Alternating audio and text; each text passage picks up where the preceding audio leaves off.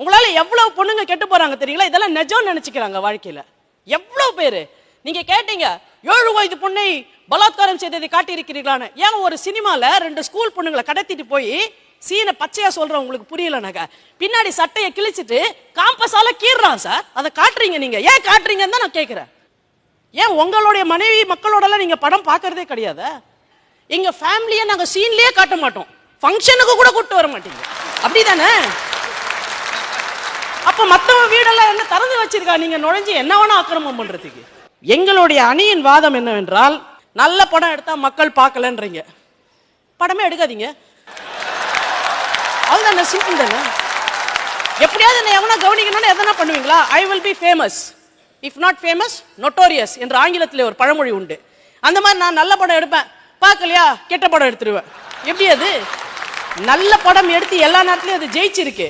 ஆனா நீங்க தான் தேசிய படம் எடுத்தாலும் சரி, எந்த படம் எடுத்தாலும் சரி, உங்களுக்கு கடைசியில சேர வேண்டியது என்னன்னா, உங்க கல்லா கட்டுறீங்களா கரெக்டான்னு பாக்குறீங்க.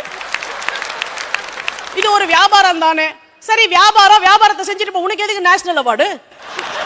நான் கேட்கிறேன், உனக்கு எதுக்கு நேஷனல் அவார்டு? சார் 1000 டாக்டர் இருக்கிறாங்க சார், 1000 வக்கீல் இருக்கிறாங்க சார், 1000 தொழிலாளிகள் இருக்காங்க. அவங்களுக்கு எல்லாம் இல்லாத அவார்டு உங்களுக்கு ஸ்பெஷலா ஒரு நாள் எதுக்கு? இந்த சமூகத்திலே நல்ல விஷயங்களை கொண்டு போய் விதைக்க வேண்டும். எம்எஸ் அம்மா மீராவா நடிச்சாங்க, மீனாமா இருக்கிறதுனால சொல்றேன். அதுக்கப்புறம் யாரும் அவங்கள எம்எஸ் அம்மானே ஒத்துக்கல சார், எல்லாரும் மீரான்றாங்க அவங்கள. ஏன்னா நம்ம ஜனங்க நம்புறாங்க சார் உங்களை. அந்த நம்பிக்கைக்கு துரோகம் செய்யாதீங்கன்னு தான் நான் கேட்கிறேன் உங்ககிட்ட.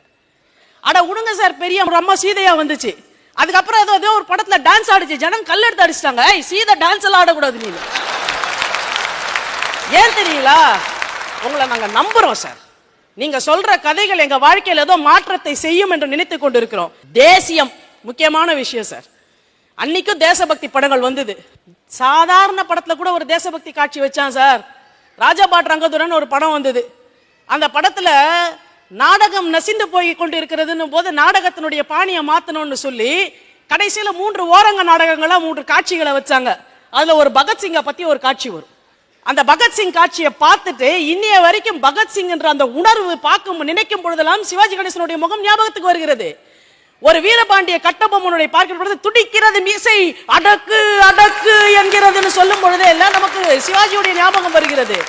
ஒண்ணு வேண்டாம் சார், வந்தே மாதரம் அப்படின்னு அந்நிய துணிகளை பகிஷ்கரித்து எரிக்கின்ற பொழுது அந்த வஉசி இப்படி நின்றுட்டு அவர் கண்ணுல ஒரு மின்னல் மின்னுமே, கர்வம். அதை நினைக்கும் போது இல்ல சார், இப்ப ஒரு ரத்தம் கொதிக்குது. ஆனா ஒரு பம்பாயில நெருப்பு எரியறது நிக்கணும்னா கூட அந்த அரபிக் கேஜிலரம் அல்கை கண்டேனை சத்தம் உங்களுக்கு பணம் வரும். என்னங்க யார ஏமாத்துறீங்க? தேசபக்திக்கு அரபிக் கடலோரம் அழகு சுத்துறதுக்கு என்ன சார் சம்பந்தம்? ஒரே ஒரு விஷயம் சொல்லுகிறேன். அன்றைக்கு லட்சியத்திற்காக படம் எடுத்துக் கொண்டிருந்தார்கள். நீதிக்கு தலைவணங்கு, நல்லவன் வாழ்வான், உரிமை குரல், பாசமலர், பச்சை விளக்கு. இன்னைக்கு திருப்பாச்சி, பில்லா, திமிரு. அன்னைக்கு கூட தான் கணவனே கண்கண்ட தெய்வம், மணாளனே மங்கையின் பாக்கியம் வந்துச்சு. இப்ப மனைவி சொல்லே மந்திரம், பொண்டாட்டி ராஜ்யம் வந்துட்டு. அதனால தான் நான் அந்த பேர்ல சொல்லல.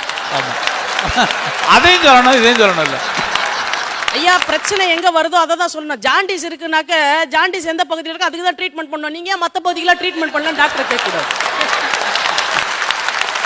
கேன்சர் வந்திருக்கு சார், த்ரோட்ல கேன்சர்னாக்க, த்ரோட்ல கேன்சர்னா எங்க த்ரோட்ல கேன்சர் அங்கதான் சார் கீமோதெரபி கொடுப்பா. ஏன் தள்ள கொடுக்கல, ஏன் கையில கொடுக்கலன்னு கேட்க கூடாது. எங்க வந்திருக்கோ அதை தான் சொல்ல முடியும். அன்றைக்கு லட்சியங்களுக்காக படம் எடுத்தார்கள், இன்றைக்கு நீங்கள் லட்சங்களுக்காக படம் எடுத்துக் கொண்டிருக்கிறீர்கள். அன்றைக்கு கொடியை காப்பதற்காக படம் எடுத்தார்கள், இன்றைக்கு நீங்கள் கோடிகளை காப்பாற்றிக் கொள்வதற்காக படம் எடுத்துக் கொண்டிருக்கிறீர்கள். ஆனால் மறந்து விடாதீர்கள், இறுதி யாத்திரையில் போற்றப்படக்கூடிய கோடி துணி நம் மீது விழுகின்ற பொழுது உங்களுடைய கோடிகள் ஒருபொழுதும் உங்கள் பின்னால் வராது. பாரதியினுடைய வார்த்தையை சொல்லி முடிக்கிறேன். நீங்கள் எல்லோரும் படித்தவர்கள். எதுவுமே தெரியாம திரைப்படத்திற்கு வந்தால் கூட நாங்கள் படிக்காத பாமரர்கள் நீங்க சொல்ல முடியாது. உங்க துறையை நீங்கள் நன்கு கற்றறிந்திருக்கவில்லை என்றால் அந்த துறையில் நீங்கள் மிரள முடியாது. பாரதியினுடைய ஒரு வார்த்தையை சொல்லுகிறேன். படித்தவன் சூதும் வாதும் பண்ணினால் போவான் போவான் ஐயோ என்று போவான்.